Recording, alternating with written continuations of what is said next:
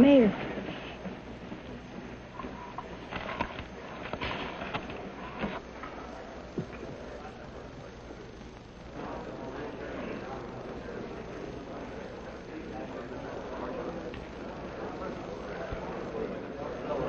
Ladies and gentlemen, you've heard the reports that enemy planes are approaching. In less than 3 hours, an H-bomb might fall over Portland.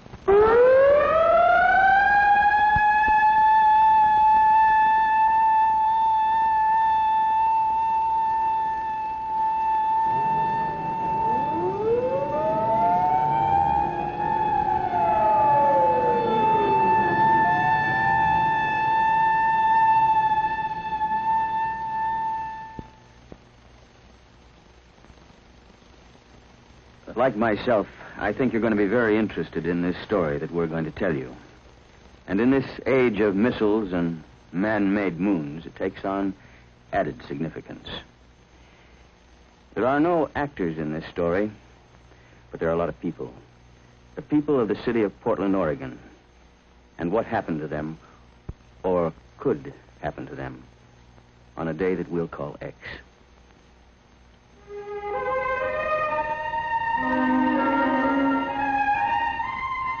This is the land, between the mountains and the sea, between the snow-capped crater of Mount Hood and the Pacific. It's tall timber country. And this is the city, largest dry cargo port on the Pacific coast. And its people are friendly and rugged in the tradition of the Oregon Trail. Population, about 415,000, more or less about the size of Hiroshima. And this is what happened, or could happen, on a certain day called X. The sun came up at 6:31. Joe Fotev was there to observe and chronicle the event.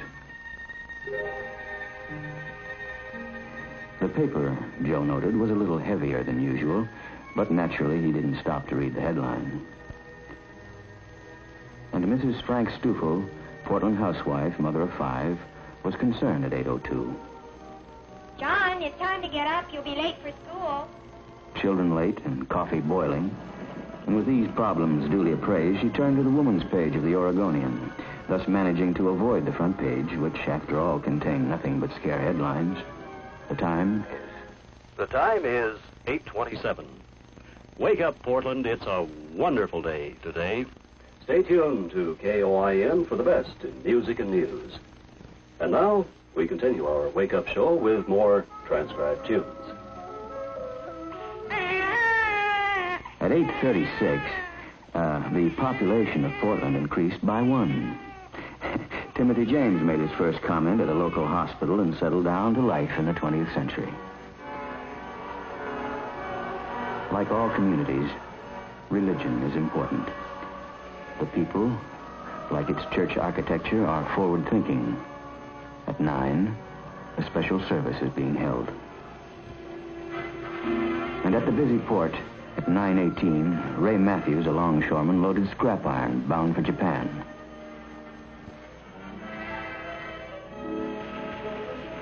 At 9:37, at the Central Fire Station, the men were busy with their morning chores, scrubbing hose, cleaning ladders, and shining the pumper.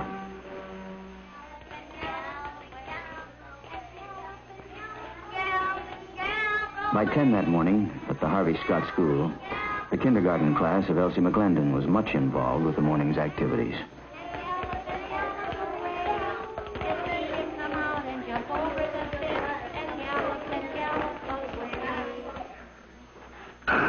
Council will come to order. The clerk will call the roll. Dean, Booty, Bowes, Earl. And the twice-weekly meeting of the city council was much involved, too. A matter of sewer maintenance was one of the problems up for discussion. At police headquarters, the messages at 10:31 so far indicated 2 cars stolen, a drunken disorderly. An average day in an average American city. Number 126, stolen auto 1425 Ashton. 126. Cat in a tree, 14 in Ankeny. Except this day. Driveway 12 in Ankeny. This day is the one called X. Attention all stations. Emergency. This is an air raid warning and Conrad radio alert. Enemy aircraft are over the Aleutian. Stand by for warning time.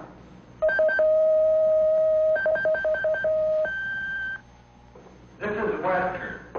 Prepare to copy time information. Time to Seattle, 2 hours, 30 minutes. Portland warning point.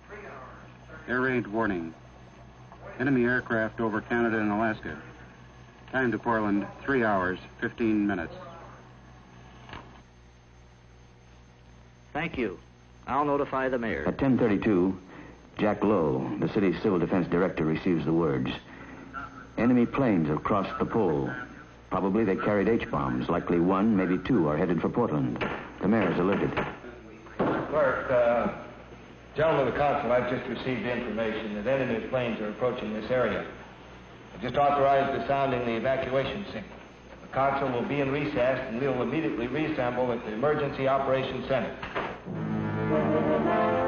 And so this day, called X, which began in such an ordinary way, is no ordinary day. At 10:35, the banshee wail of the siren echoes the warning, and the city prepares for survival.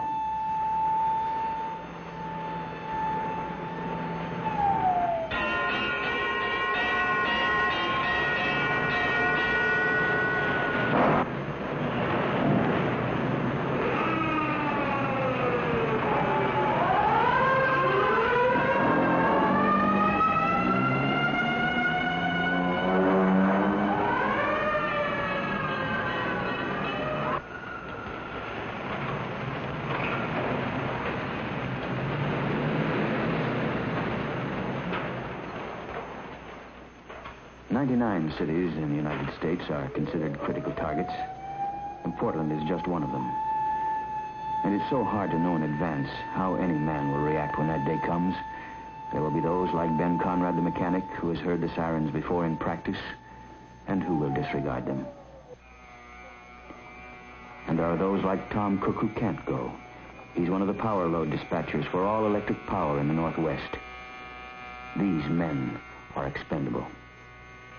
Others can and do go.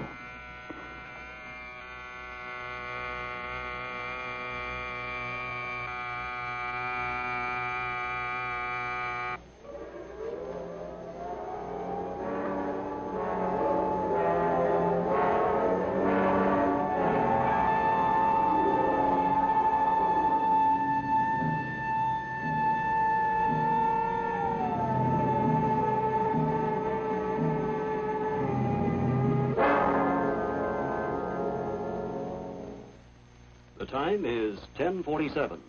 This is a Conrad radio alert. Normal broadcasting will be discontinued for an indefinite period. Civil defense information will be broadcast in most areas at 6:40 or 12:40 on your regular radio receiver. I repeat, this is a Conrad radio alert. Normal broadcasting will be discontinued for an indefinite period. Civil defense information will be broadcast in most areas at 6:40 or 12:40 on your regular radio receiver. When the siren sounds, some cities go underground, take to shelter, particularly if there's little warning. But Portland evacuates according to a well-thought-out plan. The question is at 10:45 on the day called X, will it work?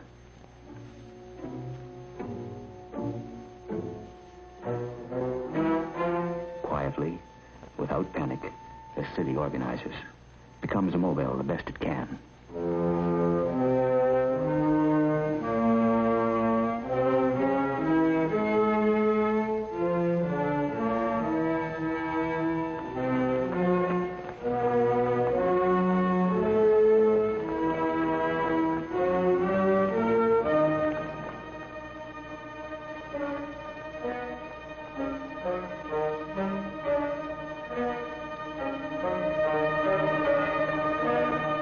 Civil defense is not apart from normal city functioning.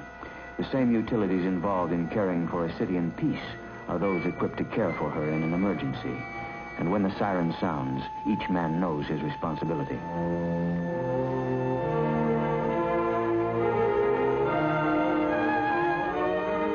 buildings follow a pattern well learned in practice.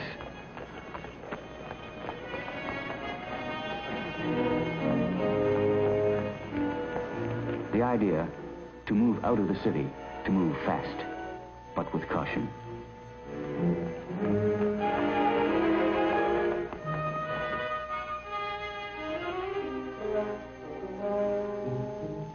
Like other Portland mothers, Mrs. Stufel moves her family to a prearranged location outside the city beyond radiation range with necessary supplies.